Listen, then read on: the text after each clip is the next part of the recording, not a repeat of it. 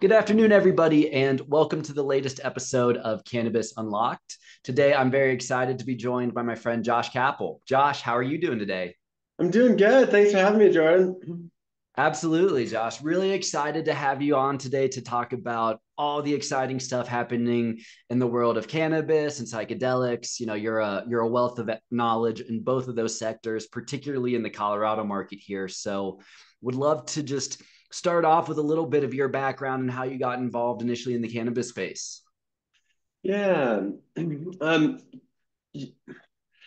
Great question. It's been a while since I've been involved in the cannabis space, but it really started back when I was in law school. I started working at this nonprofit, Sensible Colorado, and our goal was like, how do we create safe access to medical cannabis patients? And so through that work with Brian Vicente, we push forward, the state's like first medical cannabis laws. Well, actually, we defeated some attempts to like restrict the medical cannabis laws. And for those who remember, there's like a 5 patient limit fight. And from there, we pushed forward the first attempts to create or the first like state regulated model for medical cannabis. And it was incredibly restrictive, but it was also, for a long time, the only place that allowed, that had the least government intervention in cannabis regulation.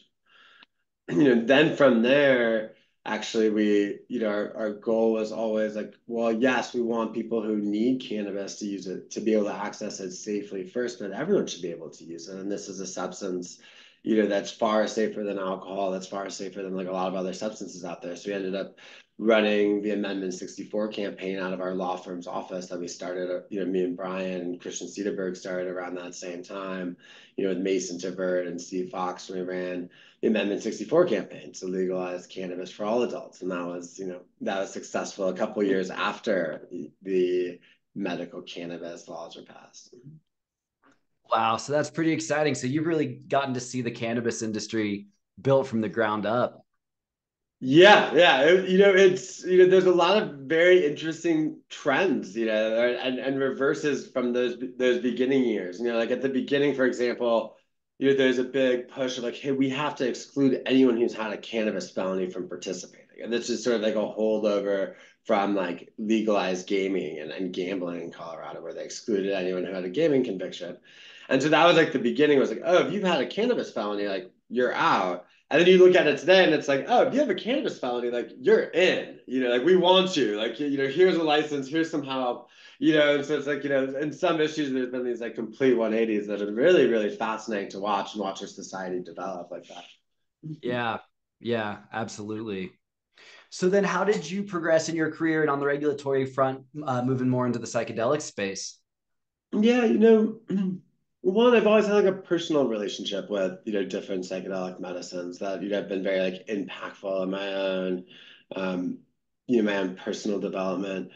But, really what happened was this lobbyist came into my office one day, circa like 2018. We're sort of like at the height of the cannabis industry, or maybe like, slightly on the down, but, everything's still rainbows in that world. And, this lobbyist comes to my office. It's like, oh, well, there's some people that want to decriminalize psilocybin and in the city of Denver. And I woke up from my desk and I'm like, that is ridiculous. Like, like that's never gonna pass. Like absolutely ridiculous. Never been done before. Never gonna pass.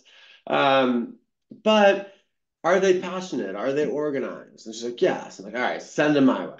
And had the privilege at that time of working with like Kevin Matthews and Travis Tyler Flock and some others of like the Decrim Denver campaign to help Mhm. draft a measure in Denver to decriminalize psilocybin. And Courtney Barnes, a great attorney who was working with me at the time, was also very involved in that effort. And so when we drafted that measure, we took sort of a page out of our cannabis playbook of like, hey, we can't really decriminalize something that's not a crime in the city of Denver, but we can make it a lowest law enforcement priority. So we took that out of our cannabis playbook.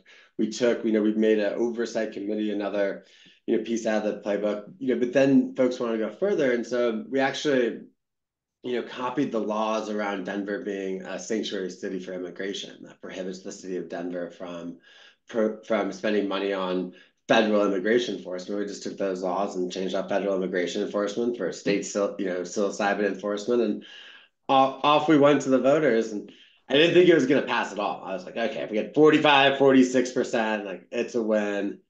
And boy, was I surprised. It passed, the day after election day, with like 54% of the vote. And that, that moment, I think really led the way for this local and state-based psychedelic policy reform.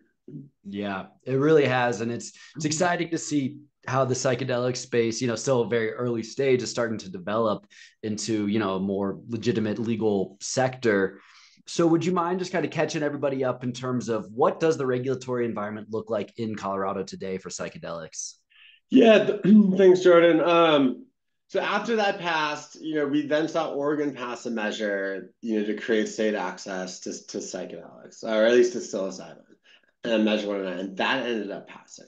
And so, being what we are in Colorado, we had to be at the forefront of all drug policy reform. So we gathered some folks together and we put together a measure on the Natural Medicine Health Act. Supported a lot by this group New Approach that's in a lot of cannabis ballot measures and supported by a lot of local Colorado philanthropists. And and what this measure did is it changed state law in Colorado to create access to regulated, supervised psychedelic care, similar to what we saw in Oregon. And then it also created access to the personal use of psychedelics. And we expanded upon Oregon's on this like personal use model to include psilocybin, psilocin, ibogaine, mescaline, but not from peyote, and DMT. And so, those are like the two main measures of the bill. There's also a third measure where we protect a lot of civil, potential like civil liabilities or civil punishments around like organ transplant, child rearing, probation and parole, public benefits, professional license. Pretty much anything we could protect, we protected on like the civil side too. And so this model that we set up, created, so we have this decrim model, and then we have this, regulated access model. And this regulated access model, where we currently are, is we're in, month 18, maybe month 19, developing the regulations to implement it. And the program should go live January 1st, 2025. And what the model looks like is it's similar to Oregon in the sense that, it creates a new profession of facilitator, psychedelic facilitator, regulated by DORA. There's specific training requirements for, to become a facilitator. Under our laws, and it's a little different than Oregon. There's sort of like two types of facilitators, like a single facilitator license, and if someone holds a secondary professional license, like they're a licensed professional counselor, social worker, psychiatrist, and they become a facilitator, then they have this clinical facilitator license that expands their scope of practice. So there's this like new professional facilitator, and then it creates under DORA, and then under DOR, there's a system of license, cultivation, manufacturing, and healing centers where people, and the healing centers where an adult can go if they're over the age of 21 for one of these natural medicine experiences with a licensed facilitator. And there's no sales allowed, like there's no sales for at-home use, like there's sales for supervised use, but there's no like take-home sales, so it's a very like limited model, and intentionally limited, because the people who really need access to psychedelic care right now are generally people who have a lot of different mental health issues, and in order to, or conditions, and in order to like focus on them, we need to create like a safe container that had regulations, that had government oversight, that's publicly available. And so that's sort of like what this model looks like. And where we are, and as I mentioned, is we're in the middle of the rulemaking process. So the last day for rulemaking, it will be July 25th, and DOR will DOR will be finalizing their rules then. DORA has finalized most of their rules. There might be, we'll see. There might be like another rulemaking session in November, but it's what this program looks like. It's really starting to solidify. Wow, that's exciting. And as the program solidifies, one of the things we were talking about before we started recording was, some of the tension that there is between equity, safety, and affordability. So how do you think about all that? Yeah, no, it's really interesting, because these tensions aren't like there's nothing wrong or bad about the tensions. It's just like natural tensions in the world, And Mhm. so, for example, with like the training of facilitators, there's you're on one end, people are saying like, hey, there should be we should make it more accessible. We should make it more equitable. We should decrease the amount of hours and make this so it's like anyone, so it's not cost prohibitive.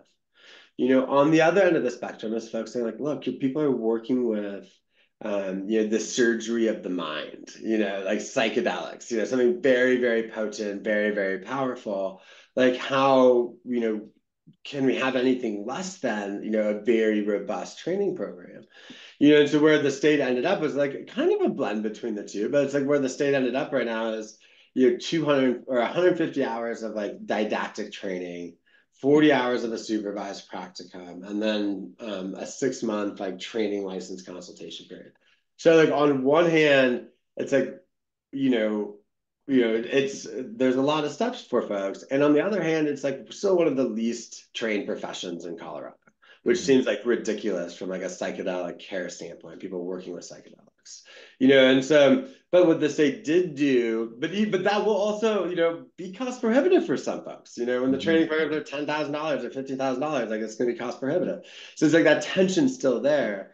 What the state did do, though, which I have to applaud them for, is they created a path for legacy facilitators to waive all the training requirements. So if you're Hmm. working in the psychedelic healing space, and you can and and the proof is literally in the pudding on this one because like proof is going to be difficult, but you can show the state that you've worked as a facilitator in 40 sessions or 200 hours over at least a 2-year period. It could be a 10-year period or a 20-year period. Then the state will waive all the training requirements except for one Wow. module on the Colorado law and ethics and like a basic life support class. So it's like this, we're trying to figure out like what this balance is of like how do we bring in the best from our current legacy system and also have robust training requirements. And so that's just like one of one of many tensions, but it's a relevant one right now. Yeah, most definitely. Do you think that the total number of facilitators is going to be the biggest bottleneck as the industry gets up and running? Great question. No, I don't actually. So when you look at, in Oregon, what we've seen is like kind of the opposite. We've seen more facilitators being licensed than have places to work. Hmm. And so, it's there's 27 licensed psilocybin service centers in Oregon. So it's like, and, they've maybe serve 5,000 patients, maybe like 3,500 a year, probably get up to like 5,000, maybe 7,000 a year. So it's like a relatively small market, a small number in Oregon, and so, if you look at like the comparisons, like, oh yeah, there's 27 service centers in Oregon and there's 800 dispensaries. So Yeah. it's like, there's like this vast difference, between the cannabis space. Yeah.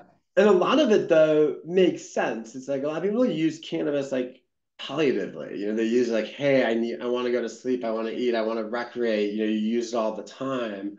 And psychedelics like very transformative. And it's like how like you're not gonna like you don't want to transform your life every single night before you go to bed. Hmm. It's like it's more of like a space thing. Many people only need like one huge, one psychedelic experience, maybe a couple, or of course there's the psychonauts and support them as well.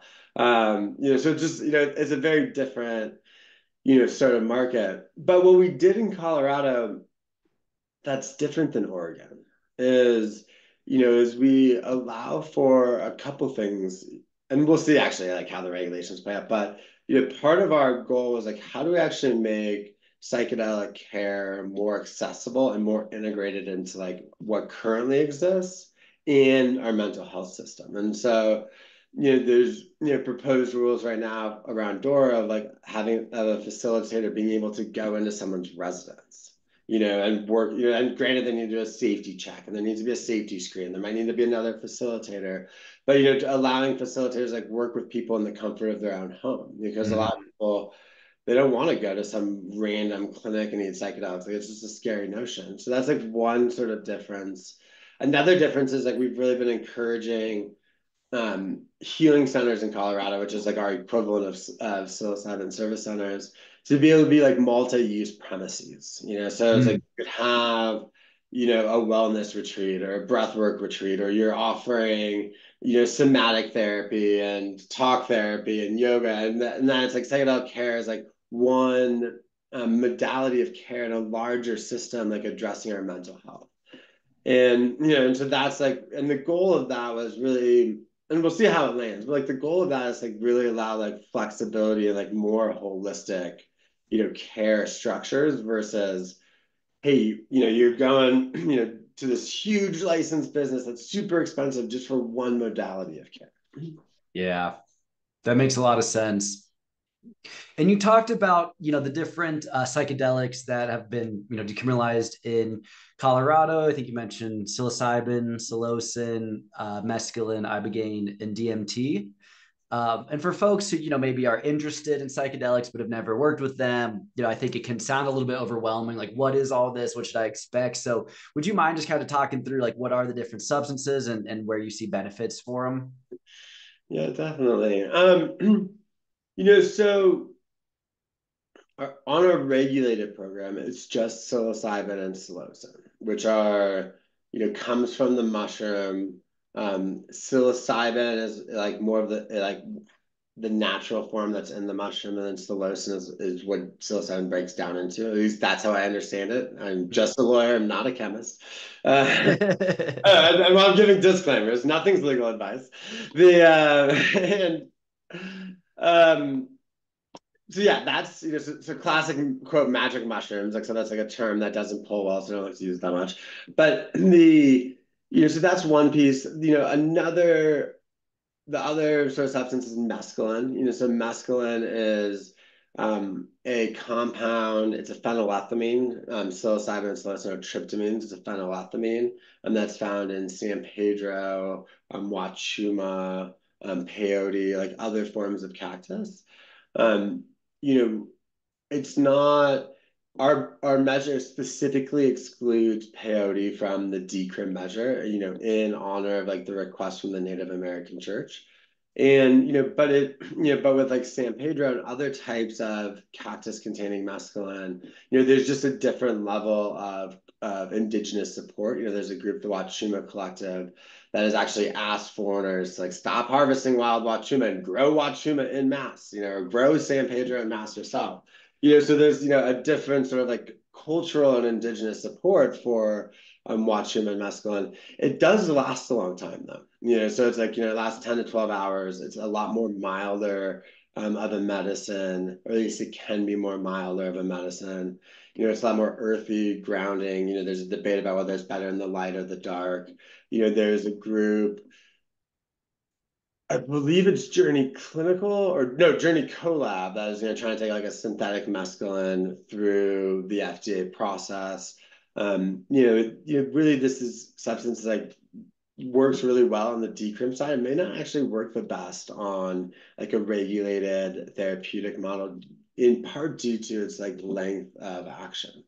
Mm. It's just, like the cost of psychedelic care is already high, and a lot of that cost is due to the cost of people being in the room and your facilitator and professional staff and like creating a safe container. And so when you take a substance like mushrooms, it's like 4 to 6 hours, and all of a sudden you double it, it's like mescaline, that's like 10 to 12 hours, you like literally double the cost. Yeah. So that's mescaline. DMT is really interesting, so DMT is an active compound that's found in like thousands of different plants. It's found in humans in the brain. It's most famous for being, for being like the main active ingredient in ayahuasca, Mm. which is a Peruvian or Ecuadorian or maybe Amazonian brew that, a lot of people found a lot of healing benefits from. Mhm. And so, you so that's one of the main ways people consume DMT. There's also different like DMT pens. A lot of people work with 5-MeO DMT, which is legally complicated. But if 5-MeO-DMT is from a natural plant, like potentially it's legal. But when therapists work with 5-MeO-DMT, it's a lot more like shorter acting. Mm-hmm. There's it fits in sort of like that model a little bit more. And then you have ibogaine, and ibogaine it comes from the iboga tree in Gabon, and it's a very, very powerful substance, that has been used a lot for, for addiction, for, severe PTSD. You see a lot of ibogaine clinics in Mexico today, in Canada. It's really, really powerful, and the state of Colorado is supposed to try and figure out how to add ibogaine into the regulated system. Um, Hopefully soon, but there's a lot of complications, around it.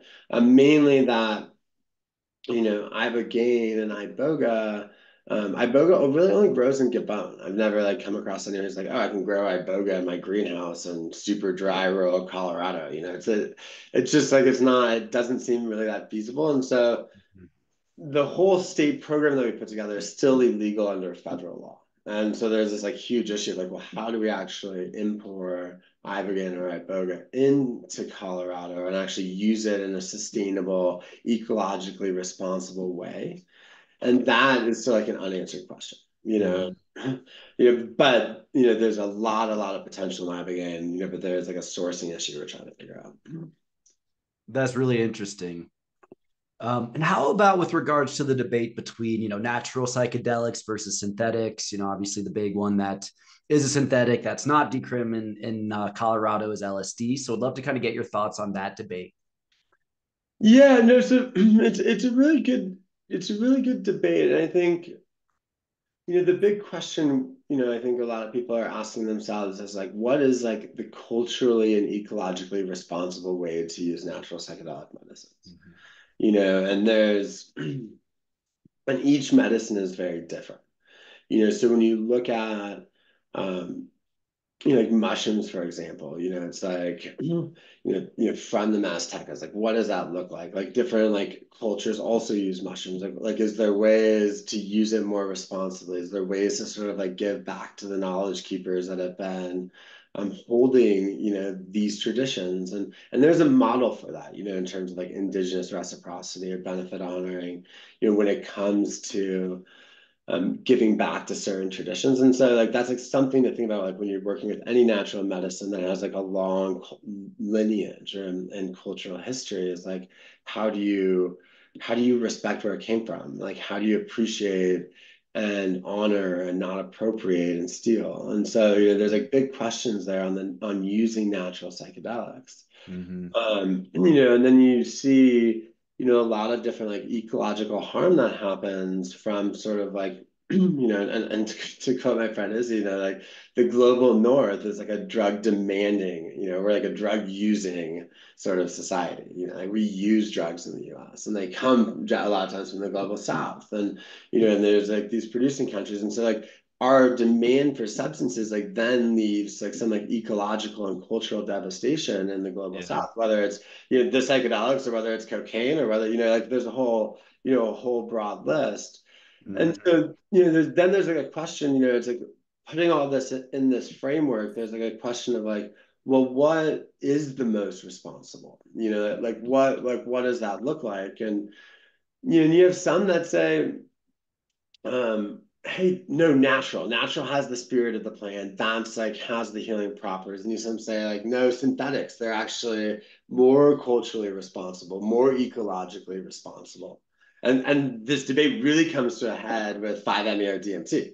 Mm-hmm. And so you have bufotenin, which comes from the Sonoran desert toad, also the Colorado river toad, but the Colorado river toad's extinct and or mostly extinct. And so there's a lot of people that believe like, hey, if you're working with bufo, you should only work with it from the top. And then you have Yeah. a lot of people that say like, no, actually, like 5-MeO-DMT synthetically produces cleaner, safer, more ecologically responsible. And so you have this like sort of debate going on between like synthetics and natural ones. And then you throw in like what you mentioned to start with, which is just like LSD. And LSD is like arguably like, the colonial, I don't know how to say like colonial, but it's like a medicine of the colonizers, in some cases. It's like Mhm. it's like came from it's like, it's been developed relatively recently. It's like developed this whole culture around it. Like a lot of people have found healing properties around it. And it does, it'd be like great for it to be embraced. And it's like also incredibly hard on dosing. It's also incredibly difficult politically to be able to advocate for something that's like been so demonized and so like the Yeah. counterpart to the 60s and 70s. So big picture on the question is like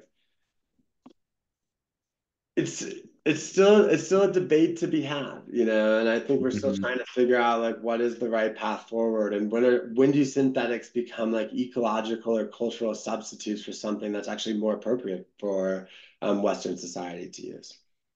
Yeah, that makes sense.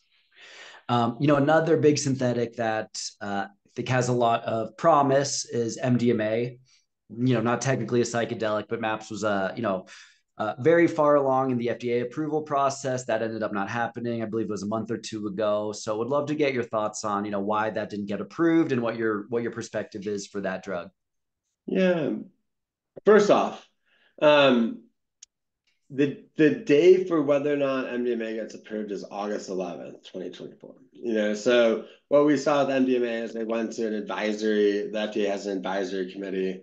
The advisory committee voted overwhelmingly not to approve it. Um, and but the FDA can override the advisory. Okay. And so there's, and the FDA is supposed to rule on its decision August 11th. Apparently it, overrides this community like 20% of the time, or doesn't follow its recommendations 20% of the time. So there's still hope. There's still hope for MDMA. Big picture though, I think it's like what we're seeing is like the structure set up by the FDA just doesn't work anymore. And I think this is, a common theme really probably throughout society right now. Like there's not a lot of love towards the FDA. But the big issue is like when your studies demand double blind controls, like you can only then have substances approved that don't have a noticeable effect, or you have to have a blinding agent that has that same noticeable effect. And so like literally the FDA is designed with this like double blind placebo controlled study model to never like approve any substance that anyone can actually notice what it's doing. And so it's like it creates a very difficult issue with psychedelics. Like, yeah, part of it actually is the experience. Part of it Yeah. actually is like how it affects like you in a given acute temporal time. And so, so MAPS like worked with the FDA to develop protocols that would like overcome this like blinding issue. But this advisory board or that voted against it, I don't think was like really aware of that, or like really like Mhm. understood the complexity of this problem of, hey, all of our current substances that like we say like, hey, it needs to be better than the placebo, which the placebo is great, like a third of the time. But like they're not working. So like maybe like actually the issue isn't necessarily like the substances, which it could be, but it's like also how we like approve medication. Mhm. And so like the psychedelic healing and psychedelic care doesn't fit into this model that like the FDA has put forward. And so we'll see. We'll see what it looks like on August 11th of like whether the FDA says, all right, MAPS, you're in, or you're in very limited circumstances. They can issue REMS, like, which is like a level of like restrictions around prescribing it. So, they can do that, and we'll see. And Yeah. actually, one more thing is like in addition to this double blind issue, there's also an issue with therapy, and what do I mean by an issue with therapy is that, part of the MAPS protocol is like, hey, you take this substance with a therapist. Well, the FDA has no clue how to regulate therapists. They're regulated by different state boards. So all of a sudden we're Mhm. saying like, oh, we're going to combine two substances together, or two modes of care together, a substance and therapy. And it's just like, like the FDA doesn't know what to do, because again, it's sort of like breaking the system that they've set up. And frankly, that system needs to be broken because it's failing, mental health in our country. Mental health is on the rise. We spend 280 million or 300 or not million, $1 billion in the US a year on mental health. It's a huge industry and we're not getting it very far. Right. No, it's crazy. And, not even just mental health. I mean, you look at kind of all of the long-term trends for healthcare in the US, right? I mean, obesity rates, chronic illness, cancer, the spending in total gross dollars for healthcare, spending as a percentage of the budget. It's like, to your point, clearly something is broken. We got to figure out what's going on. Yeah. Um, Yeah, go for it. Yeah, I was going to say, so, in addition to all the work you're doing on the regulatory front, you also are a co-founder of the Microdosing Collective. So I'd love to talk about all the great work you guys are doing there. And your partner there has been on the podcast in the past. So it's great to have you too. Yeah, I mean, first off, we have an amazing team at the Microdosing Collective. Paul Austin, Ali Shaper, Stephanie, John Downs, really good group of folks. But where the Microdosing Collective came from was sort of a gap in the policies that were being advanced and then reality of how people work with psychedelic medicines. And so, for example, in Oregon, with 5,000 patients served, we're probably talking about at $2,500 a service, you're probably talking at like $12 million for the year. Like in that whole program, that's like the total amount of money, for like main services. And you compare that, with Colorado's cannabis, industry, which is 1.5 billion. You see this like huge like gap of I don't know, 100%, difference between the two. And so it's like the psychedelic care model is like it's small and it's intentionally small and it's providing a ton of really profound impact, but not for that many people. And so when you look at but well, I guess let me modify that. Like still way more people than there's more people that have gone through Oregon's program than have gone through all the psychedelic trials together. Mm. So it's like we're actually providing more care to more people than ever before. Wow. But on the scheme of things, it's still relatively small. And so when you look at 5,000 people have used psychedelics in Oregon, in the regulated model versus 300,000, 500,000 who have used it, outside of the regulated model, there's a huge gap. Mm-hmm. And what we've seen is that a lot of people really like to like be able to like create a relationship with different psychedelic medicines Mm-hmm. on their own, and they do this through microdosing, they do this through, at-home use, they do this through taking a little bit and going on a hike, they do this through like their own inward journeys. And that sort of group, there was no one really advocating for them. And so that led to the creation of the microdosing, collective was like, hey, let's like start to build the movement of people who actually want to use psychedelics in smaller amounts and develop that own personal relationship with them and use them not just for like treating an ailment, but also just like being a better human. And with that is, it's like creativity, it's like habit breaking, it's presence, Yeah. it's focus. And it's like all these, sort of things that a lot of people use microdosing for. And so we started the Microdosing Collective.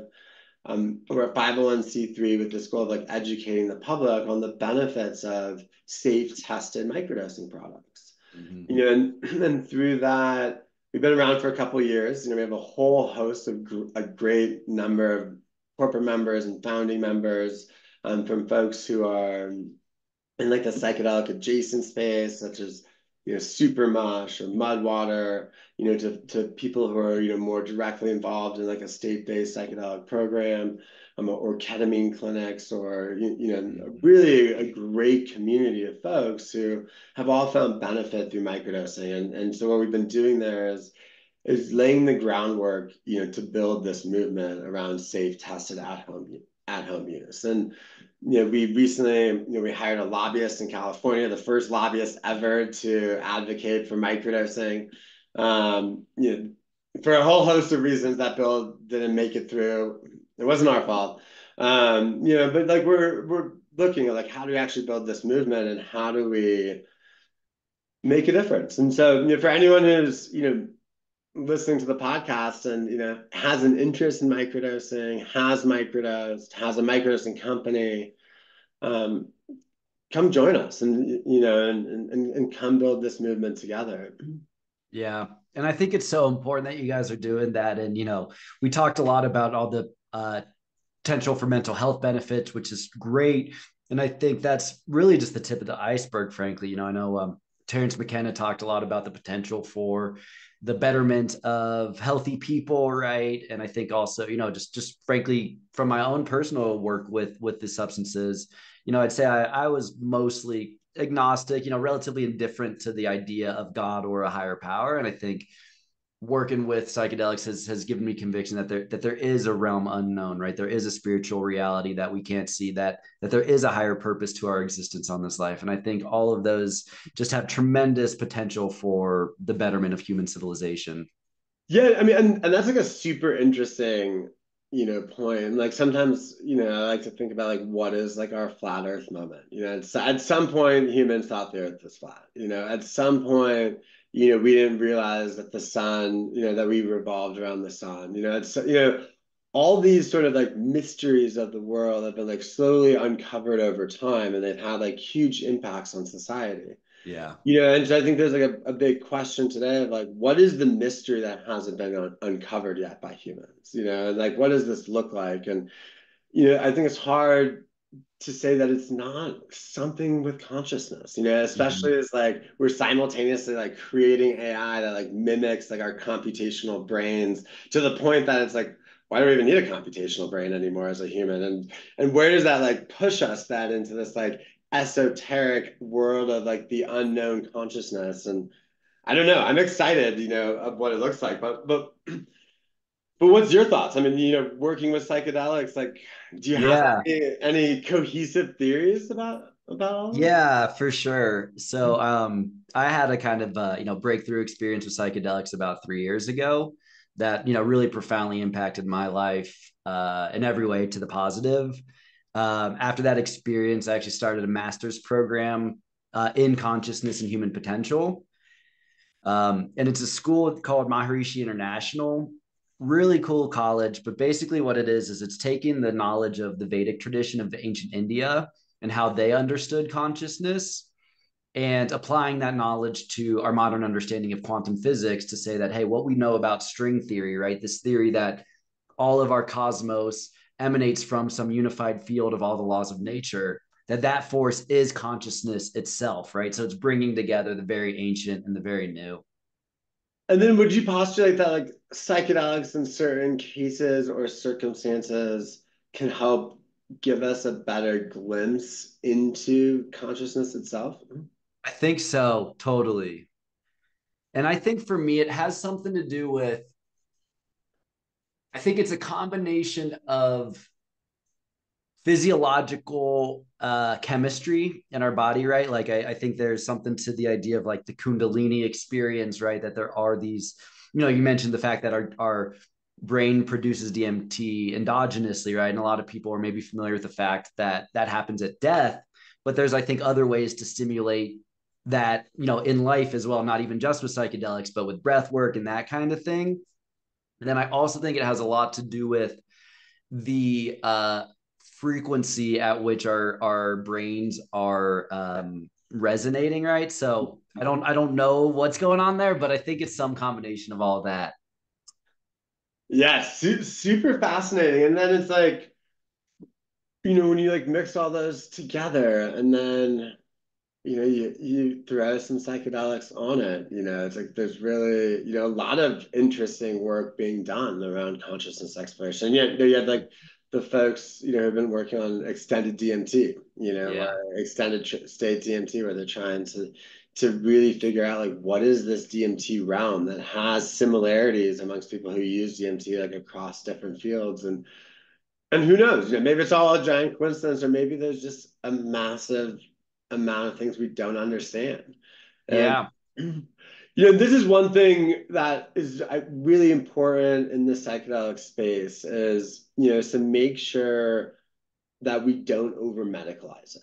Mm-hmm. Because it's like, yes, like psychedelics are so beneficial for PTSD. Yes, it's so beneficial for like uncovering your trauma and working through it and uncovering like different emotional blocks. And, especially Aya, where it's like, you can kind of go into the basement of your soul and clean everything out, and it's really an uncomfortable process, just like cleaning out your basement is.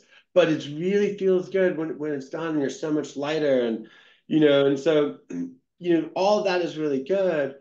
And, there's just like the ability to explore consciousness is so key too, and the ability to touch into the divine, however that might be like labeled for someone.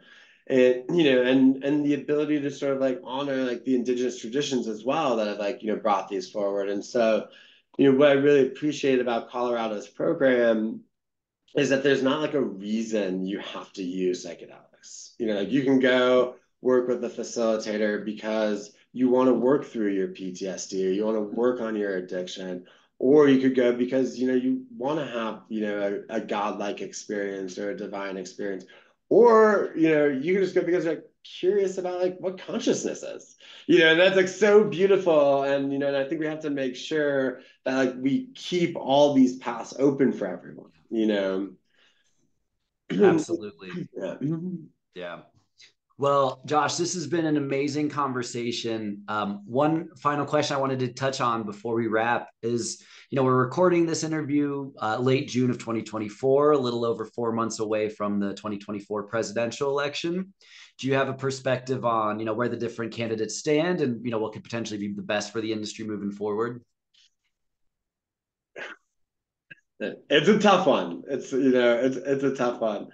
Um, I don't think um psychedelics really like fall into one political party or the other, um, you know, or neither party. Like you see, like the Q shaman who like, was one of the members who stormed the Capitol on January 6th, like held himself out as like a psychedelic guide. You see, a lot on the left who use like psychedelics for healing.